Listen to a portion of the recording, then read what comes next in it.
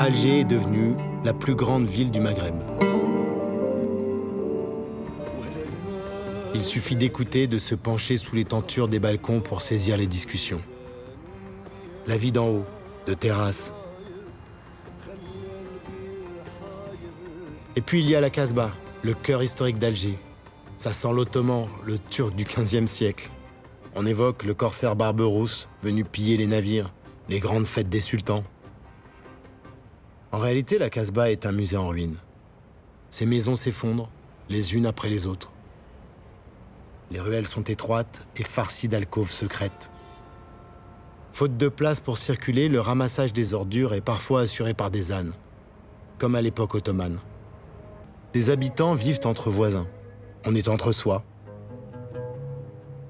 C'est drôle, mais je me dis finalement que cette Casbah est un endroit rêvé pour les rebelles et les révolutionnaires.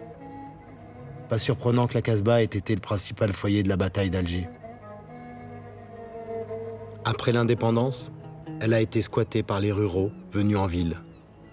Surpopulation, pas de gestion publique, pas d'eau, insalubre, une poudrière.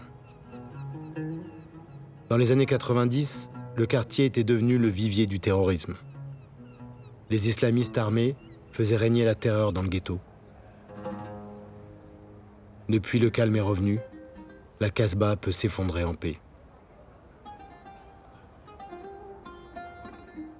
En fait, on n'habite plus beaucoup le centre d'Alger. La ville s'étend vers la périphérie et les banlieues. 4 millions d'habitants. Alger est devenue la plus grande ville du Maghreb. Tout proche du centre d'Alger, Bab el-Oued touche la Casbah. 100 000 personnes habitent le secteur. C'est la crise du logement. On s'entasse comme on peut.